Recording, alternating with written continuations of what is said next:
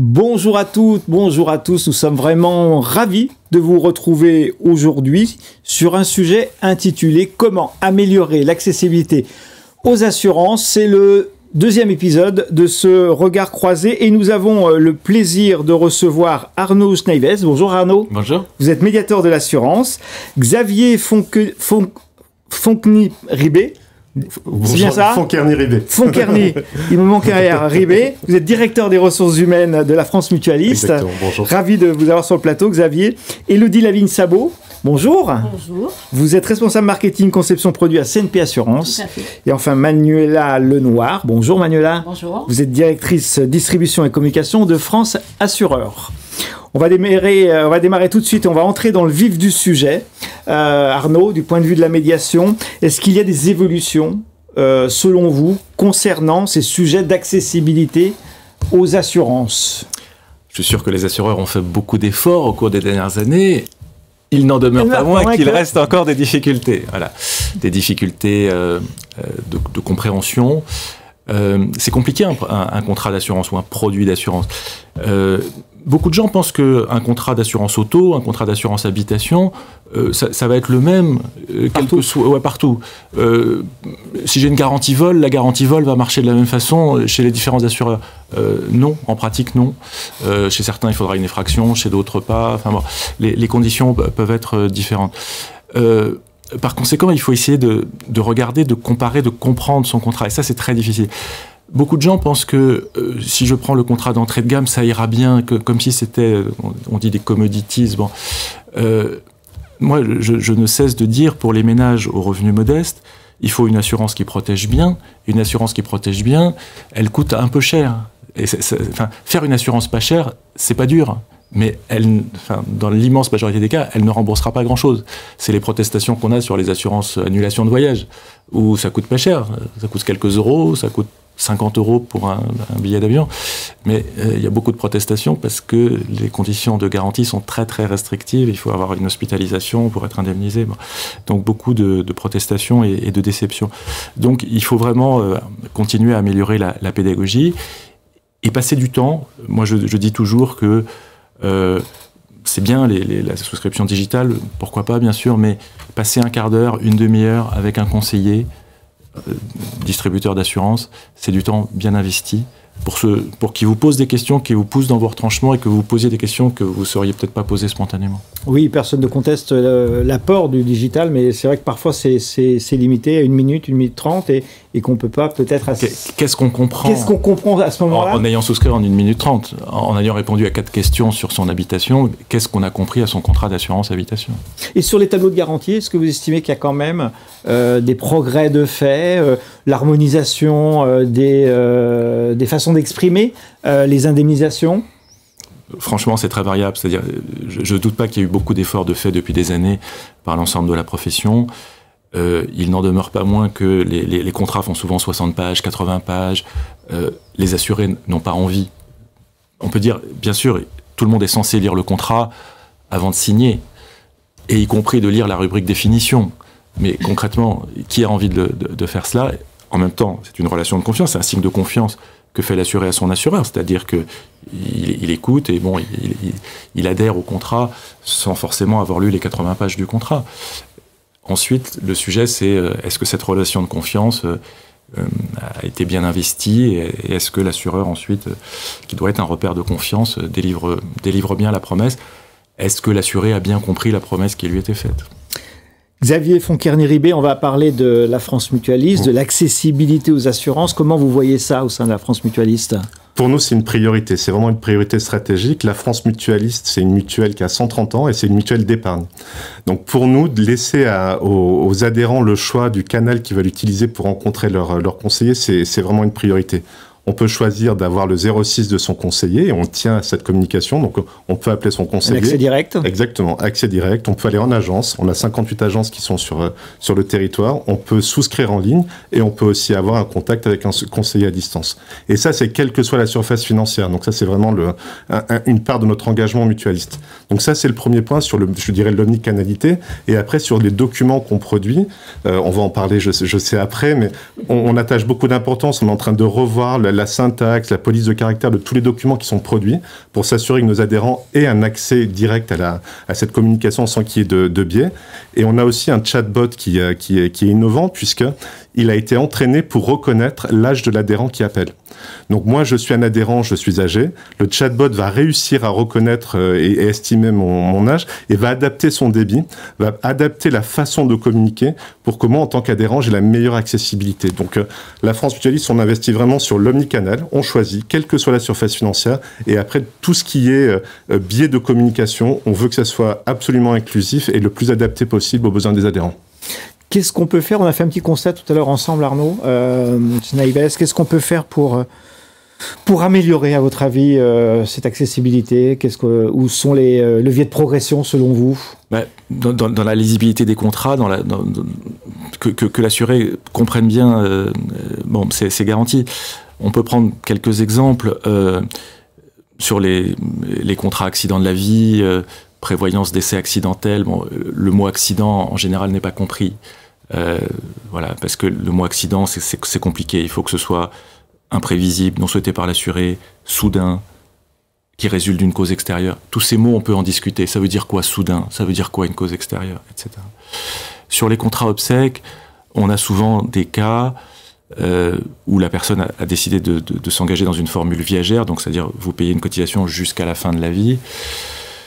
Et on est saisi par des gens qui ont 90, 95 ans, qui disent j'en peux plus de cotiser 50 €, 100 € par mois, d'autant plus que le capital versé aux bénéficiaires va rester fixe à 4 000 € par exemple, et ils ont cotisé 8 000 €, 10 000 €, 12 000 € et disent je veux arrêter. Mais l'assureur leur dit non, si vous arrêtez, c'est pas 4 000 € qui sera versé aux bénéficiaires désignés, ça va être réduit à 3 000 €. Bon. Est-ce que les gens ont bien compris dans quelle formule ils s'engageaient? Voilà. Ces formules peuvent exister, mais il faut être sûr que les gens aient bien compris. Et bon, bien sûr, au moment où ils nous saisissent, ils disent qu'ils n'ont pas compris, qu'il y a eu un problème de qualité du conseil au moment de la souscription.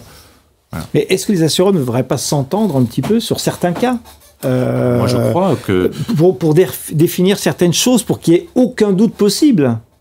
Moi, je dénonce certaines situations choquantes. C'est-à-dire que je considère que si vous tombez du toit de votre maison, ça devrait être considéré comme un accident. Techniquement, ça peut ne pas l'être, puisque si vous êtes tombé de votre maladresse et que personne ne vous a poussé, il n'y a pas de cause extérieure. Donc techniquement, ce n'est pas un accident au sens de la définition la plus générale, généralement rencontrée dans les contrats d'assurance. Mais je trouve qu'il y a un certain nombre de situations, les assureurs devraient dire oui, c'est un accident. De même, sur les contrats obsèques, je trouve que quand on a cotisé 2 fois, on a cotisé 8 000 € pour un capital versé qui va être de 4 000 €, il faudrait arrêter de prélever. Voilà. Donc il y a des situations où la place devrait s'entendre, prendre des engagements déontologiques pour dire il y a certaines situations, on est d'accord, on délivrera la garantie ou on arrêtera de prélever. Xavier, tout à l'heure, je vais revenir vers vous, vous avez parlé du chatbot qui répond en fonction de l'âge de votre client. Côté conseiller, est-ce que les conseillers ont un rôle, est-ce qu'ils peuvent faciliter cette meilleure compréhension pour les clients finaux en termes de compréhension des garanties, des exclusions, etc. Oui, absolument. Et puis moi, je suis DRH, donc je ne vais pas vous dire que c'est pas l'humain qui fait la différence. Et de ce point de vue-là, il y a quand même deux axes principaux. Le premier, c'est la formation. Et à la France Mutualiste, on investit massivement dans la formation. Pour les conseillers, on est à plus de 2 fois les pratiques de marché réglementaires de formation. Et c'est à la fois de la formation technique et de la formation, donc notamment sur la finance durable, mais aussi en termes de posture. Donc on gère des capitaux d'essai, en termes d'assurance vie. Et donc il faut qu'on soit capable d'avoir une posture empathique pour accueillir les adhérents qui sont dans cette situation. Et on forme aussi avec plus de 5 semaines nos gestionnaires. C'est-à-dire qu'un gestionnaire qui rejoint la France Mutualiste va avoir 5 semaines de formation pour être vraiment capable de gérer les contrats. Pourquoi? Parce qu'à la fin, un conseiller ou un gestionnaire qui est bien assis sur ses compétences et bien sûr de lui, va être en mesure d'amener le meilleur conseil et le meilleur accompagnement aux adhérents. D'ailleurs, Channage nous a reconnu avec un prix du meilleur conseil épargne en 2023. Mais ça, c'est les compétences. Les compétences, c'est une chose. Après, il y a la culture et les valeurs de l'entreprise. Et nous, on est très attachés à nos valeurs mutualistes. C'est ce qui nous définit. Et on a, d'un point de vue RH, une symétrie. C'est-à-dire que la philosophie mutualiste qu'on applique pour nos adhérents, on l'applique pour les collaborateurs. Et ça, cumulé avec un travail sur les compétences, ça fait un taux d'engagement qui est exceptionnel. On dépasse 80% de taux d'engagement. Donc, on a des conseillers qui sont enthousiastes et qui peuvent vraiment amener un conseil de qualité aux adhérents. Élodie Lavigne-Sabot, vous êtes, je rappelle, responsable marketing conception produit CNP Assurance.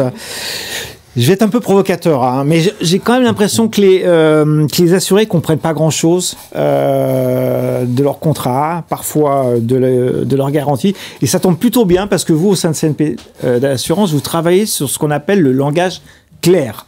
Alors, de quoi... C'est ça, hein ? Oui, c'est ça. Le langage clair. Alors, de quoi parle-t-on quand on parle de rendre plus clair les éléments contractuels dont on vient de parler ? Alors, je pense qu'il y a certains éléments qui ont déjà été abordés, effectivement. Donc, l'enjeu pour CNP Assurance, c'est de réussir à passer d'un langage d'experts, parce qu'on travaille notamment dans le contractuel beaucoup entre experts, à un langage qui soit compris de tous. Et si je donne un exemple concret au-delà du terme accident, par exemple, si on dit occasionner des dommages corporels à autrui, donc entre nous, je pense qu'on comprend de quoi il retourne. En revanche, les clients non initiés à l'assurance n'y comprennent rien. Alors que si je dis blesser quelqu'un, en réalité, ça a exactement la même signification et c'est beaucoup plus accessible pour l'ensemble de nos clients et ça a autant de valeur. Parce qu'effectivement, ce qui est important aussi, c'est de réussir à ne pas dénaturer le fond. C'est là où parfois on heurte les experts qui s'inquiètent, quand on parle de langage clair, de dénaturer le fond du propos. Et pourtant, 3 clients sur 5 nous disent que pour eux, l'assurance, c'est complexe, c'est jargonneux, on n'y comprend rien. Et c'est pas...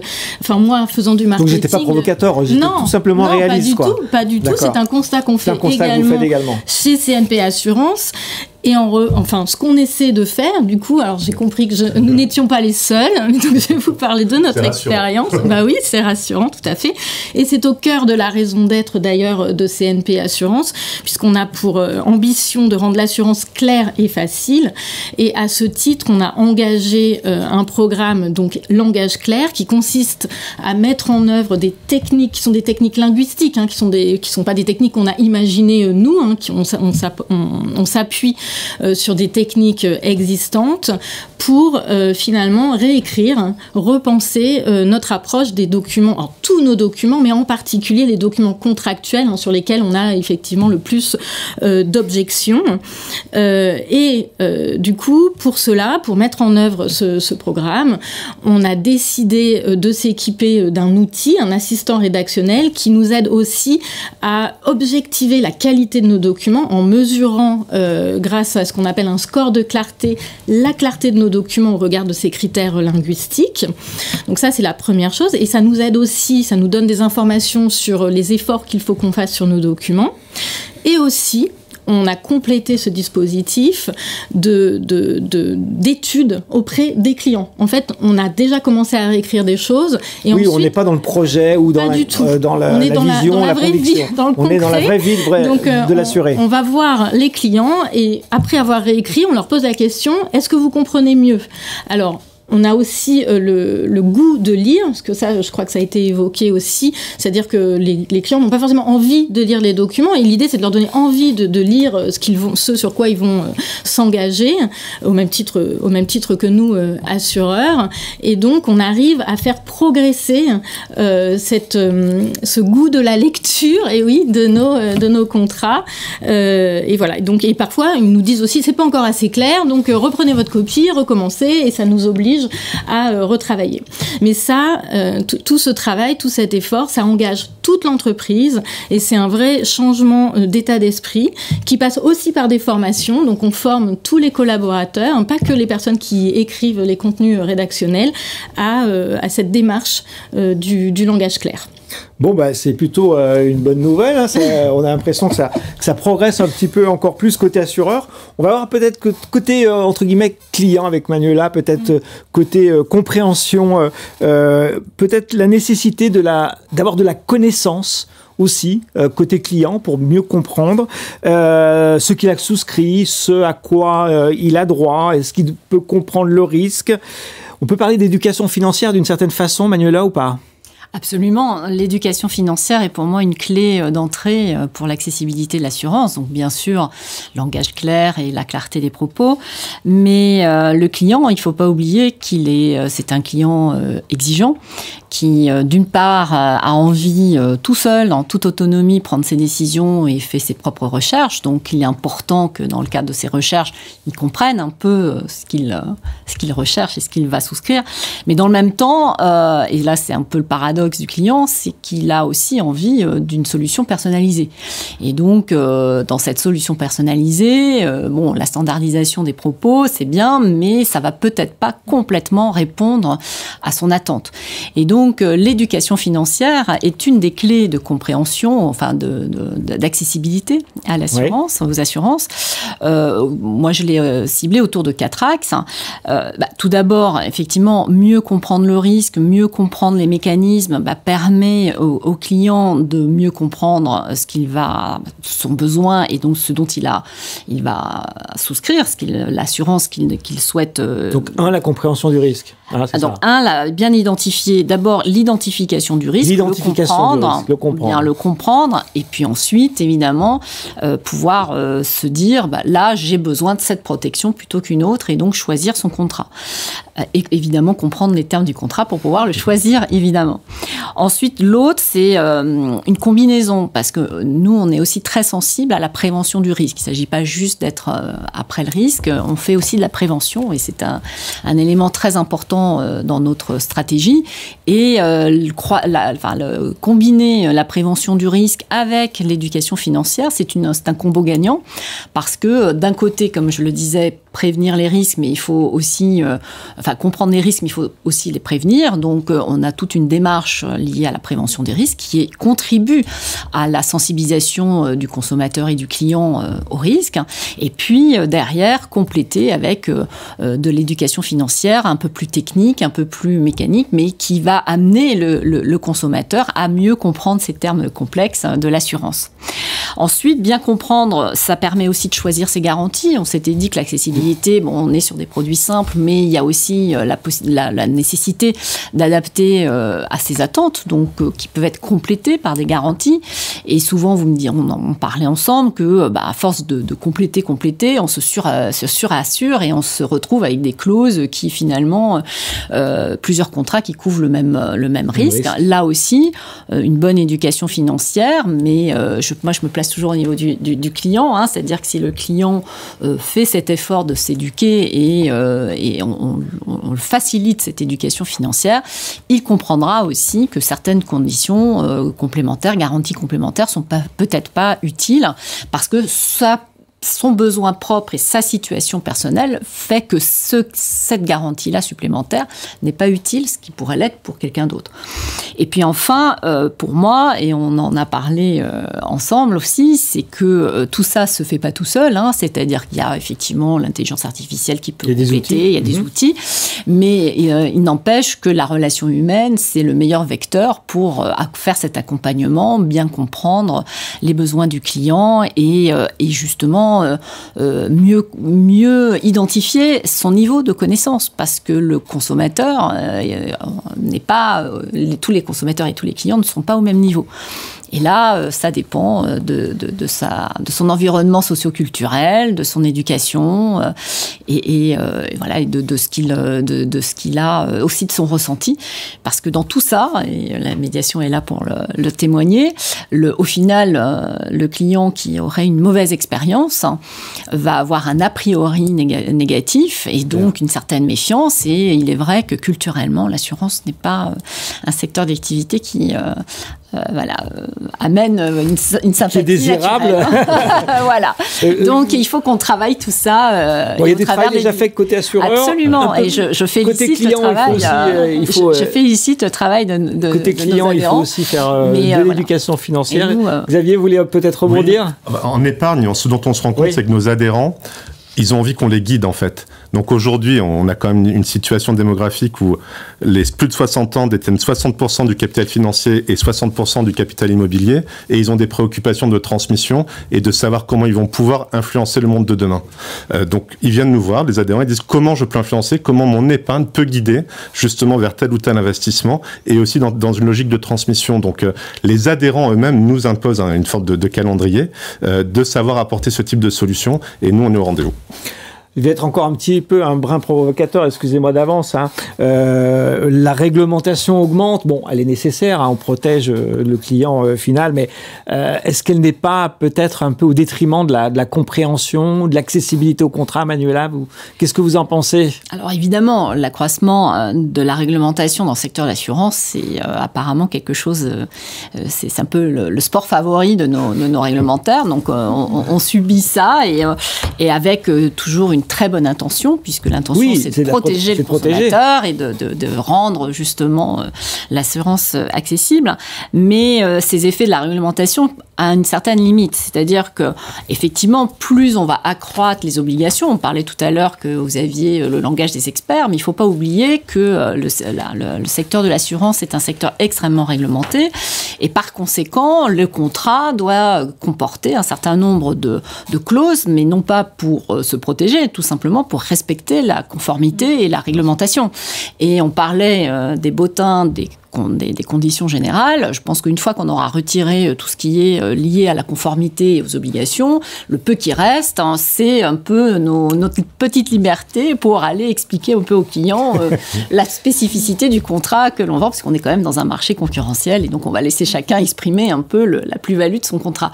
Donc c'est vrai que je pense que c'est un équilibre qu'il faut trouver, c'est pas tout l'un tout l'autre, et le renforcement d'une réglementation ne va pas forcément simplifier la compréhension et l'accessibilité. Et là encore, une petite touche de simplification, mais légale, enfin réglementaire, et non pas simplification des normes, enfin des définitions. Ça s'impose aussi. Oui. Arnaud, un petit rebond pour conclure sur cette nécessité de protection de clients versus nécessité de simplification et accessibilité souhaitée. Oui. C'est quoi l'équilibre? Pour le plaisir du débat, je vais légèrement contredire Manuela, parce que pour le plaisir... Non, mais évidemment, je comprends tout à fait, ce qu'a dit Manuela est totalement pertinent. Cependant, il y a encore des sujets sur lesquels on peut progresser, et où malheureusement, je crains que c'est seulement par la voie réglementaire qu'on progressera encore un petit peu. Je pense à l'encadrement des délais d'indemnisation, qui me semble une bonne idée. Il y a eu une proposition discutée au Sénat de réduire à 6 mois le délai d'indemnisation. Bon, ça me semble une bonne idée de réfléchir à cela. De même sur les experts, je pense que sur les experts d'assurés, il y a de tout. Il y a des gens très bien, il y a des voyous. Donc je pense qu'on peut assainir la profession d'expert en demandant de l'indépendance, de la compétence, de la transparence. Donc il y a certains sujets sur lesquels je pense que c'est aussi par la voie réglementaire, enfin la voie légale ou la voie réglementaire que l'on fera des progrès. Qu'on fera des progrès. C'est une belle conclusion. Mesdames, messieurs, merci de votre participation pour cette partie 2 de ce sujet, comment améliorer l'accessibilité aux assurances. Regard croisé, à très bientôt. Merci.